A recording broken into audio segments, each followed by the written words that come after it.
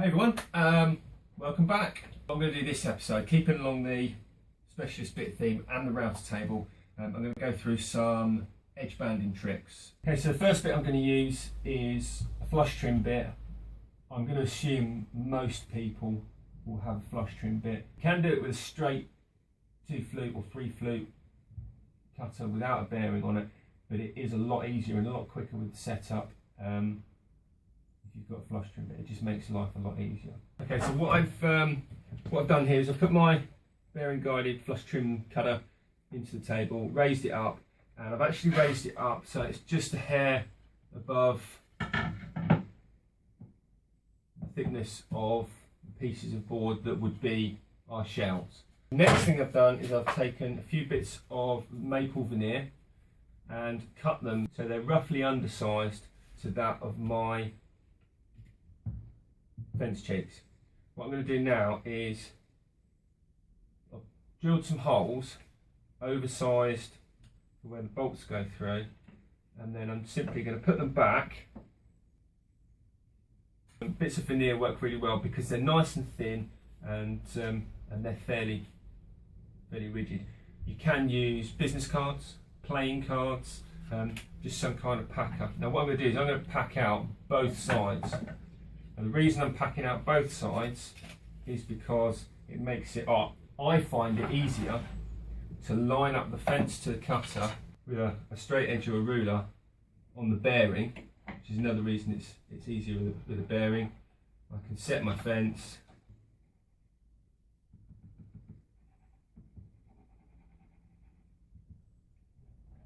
So it's running along both faces and flush with the bearing, which is obviously flush with the cutter, but I can move the cutter out of the way so I don't damage the cutting edge on the ruler. And that's why I say it's easier. You hear it rubbing against the wood. Now what I'm going to do is I'm going to undo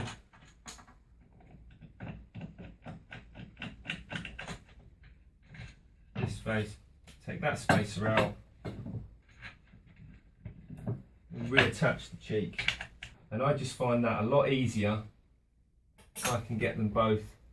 You don't have to do it that way, you can just shim out one and do that if you find out. I just have a little bit more faith in doing that. So what I'm going to do is I'm going to joint the face of these three pieces.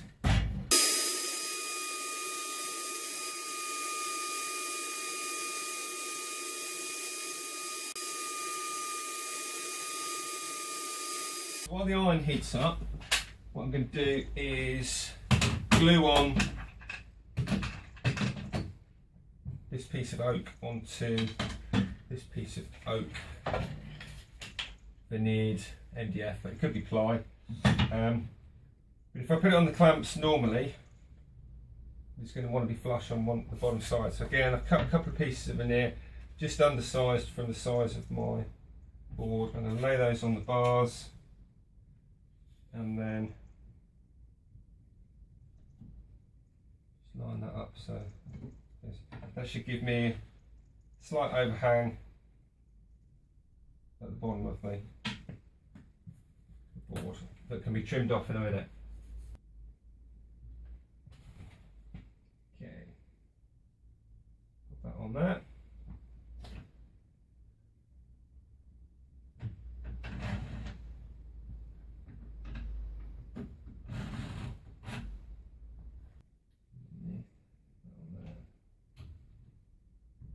One side to go off.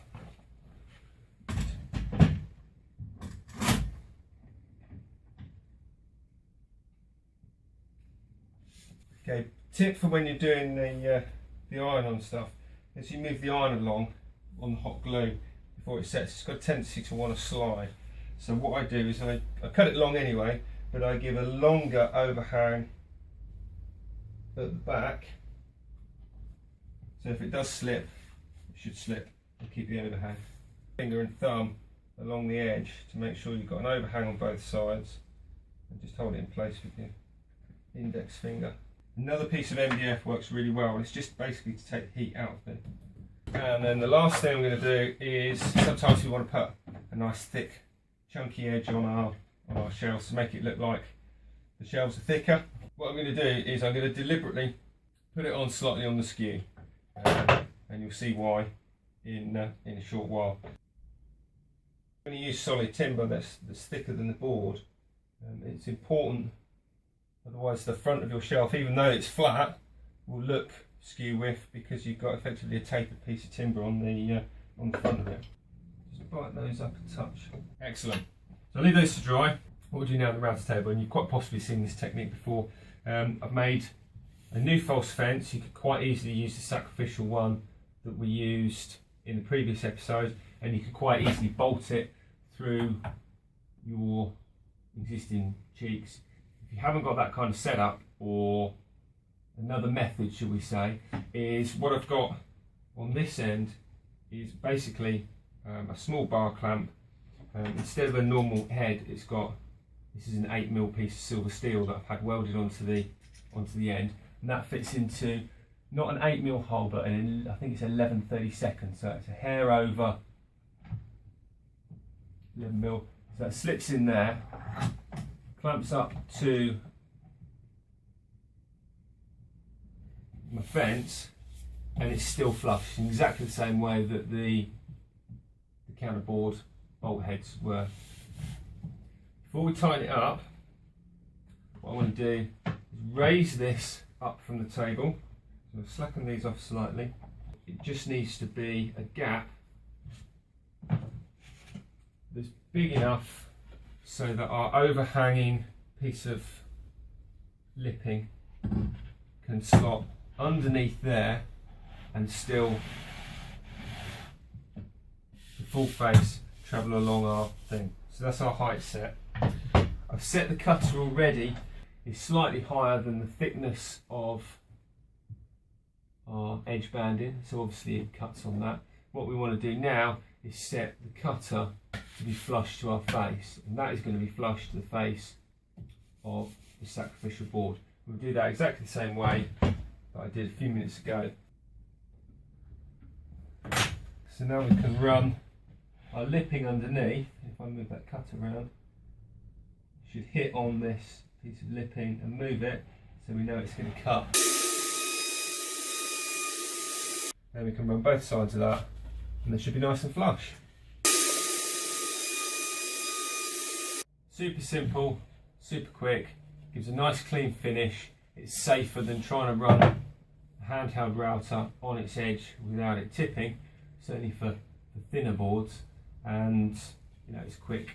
And once you've got it set up, you can do all the shelves, and you can do exactly the same thing with, once that's as a shelf, you'd think that that was a solid piece of timber. The only job to do then, just trim it up, square off the edges and cut it to length on the table saw.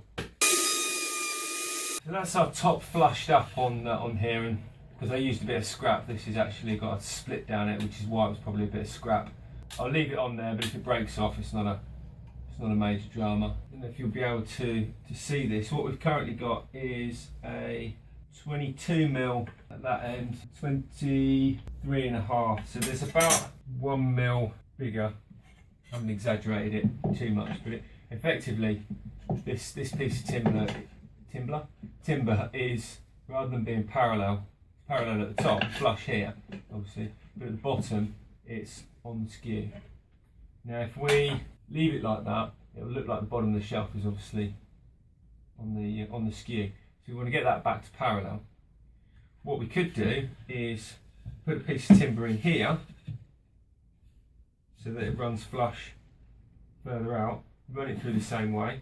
Or, okay, so what I've done now to basically repair, in inverted commas, this tapered piece for the front of the shelf. Obviously we flushed the top up, so that's now our working edge, and we know that this piece is parallel and this piece is off on the skew. So what we want to do now is correct that and get it basically parallel to the top, and obviously parallel to this underside.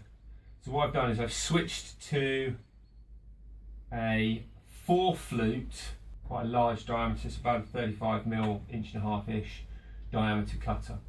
I've moved the fence so that there's a little more than the timber's width exposed with the cutter. Brought the cheeks in so that they're close to the cutter, give more support for the work as it moves through. And just using, it was actually the sacrificial fence that we had a minute ago, I've chopped it up with a couple of pieces of 6mm ply, because this timber height needs to be greater than the biggest distance here. So there's a bit of a gap. I've drilled some holes in the top or the edge of this board rather than in the ends, and I've used the same clamps just to clamp the board down to the table again so that it doesn't interfere with the movement. What I've done also is I've coloured in with a pencil the edge, so at the moment it hits the cutter on the trailing edge, it doesn't, so I'm not going to take it all off in one go. The key point is to keep pressure on the board, not in here.